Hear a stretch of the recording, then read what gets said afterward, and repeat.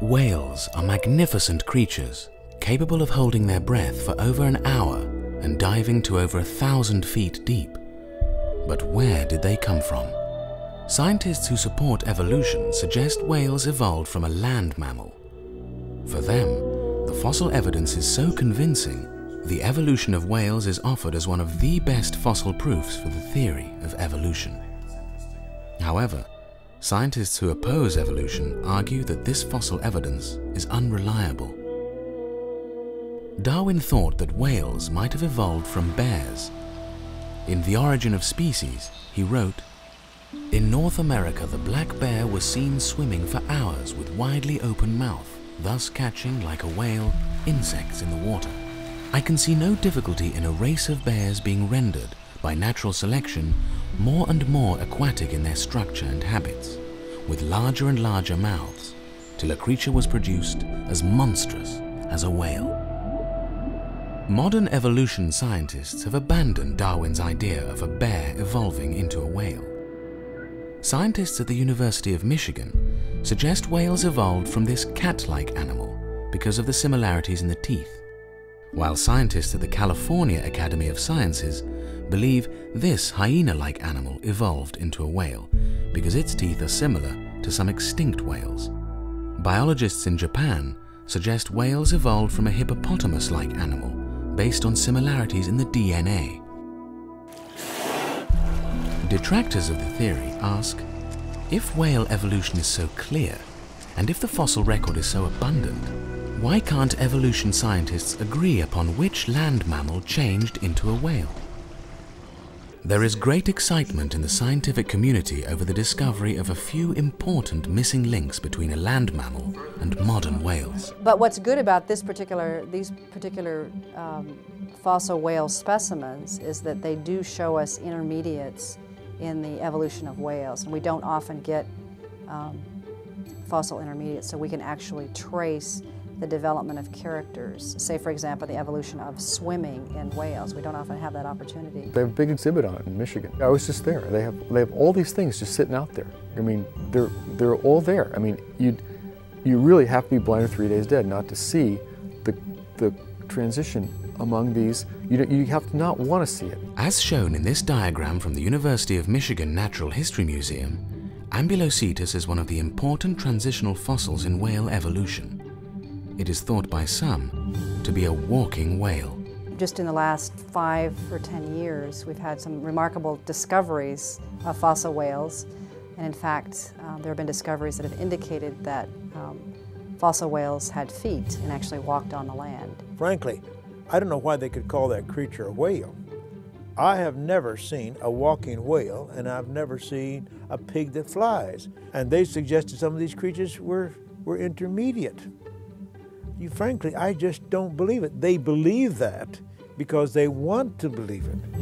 Recently, some evolution scientists have backed off the assertion that Ambulocetus was an ancestor of modern whales because its eyes are high up on the head, like an alligator's eyes, quite dissimilar from whales and land mammals. Ambulocetus may be on a slight sideline, and we think that mostly because it's very strange. It has its eyes raised up on top of its head in a very strange way. And it's unusually large for an early whale. But mostly the eyes up on the top of the head seems like an unusual specialization. Maybe it's not on the main line. Evolution scientists claim the most spectacular intermediate fossil in whale evolution is Rhodocetus, an animal with 4 legs, a whale's tail called a fluke, and flippers. It would swim using its widened tail fluke like a modern whale, but it had 4 legs like a land mammal. A perfect transitional fossil between land mammals and aquatic mammals, just as Darwin predicted. The fossil whale that appears a little bit later is Rhodocetus, and this animal had large tail vertebrae that indicate there were lots of room for muscle attachment. So here we see the beginning of the type of locomotion that's characteristic of the modern whale, using just the tail flukes for propulsion and not using the hind limbs. We have a complete modern whale-type structure in Rhodocetus. There are not many modifications from Rhodocetus to the modern whale other than changes in size of the structures. When this video series was being filmed on location at the University of Michigan in Ann Arbor, the executive producer noticed a discrepancy between museum drawings of Rhodositus and the fossils. The reconstruction of Rhodositus had a whale fluke, but there were no fossils of the tail to confirm this. Dr. Phil Gingrich, the scientist responsible for the discovery and reconstruction of Rhodositus, was questioned how he knew there was a whale fluke on Rhodositus, since that part of the fossil was missing. What was the reasoning that the scientists think there was a fluke on Rhodositus based on the other pieces of anatomy? Well, I told you we don't have the tail in Rhodositus, so we don't know for sure whether it had a ball vertebra indicating a fluke or not. So I speculated it might have had a fluke. Scientist Gingrich also acknowledged that the flippers were drawn on the diagram without these fossils. Now, he does not believe this animal had flippers. Again, his answer was surprising, since the museum diagrams had flippers on Rhodositus. Now, since then, we've found the forelimbs, the hands, and the front arm, the arms, in other words, of Rhodositus. And we understand that it doesn't have the kind of arms that can be spread out like flippers are on a whale. And if you don't have flippers, I don't think you can have a fluke tail and really powered swimming. And so I now doubt that Rhodositus would have had a fluke tail.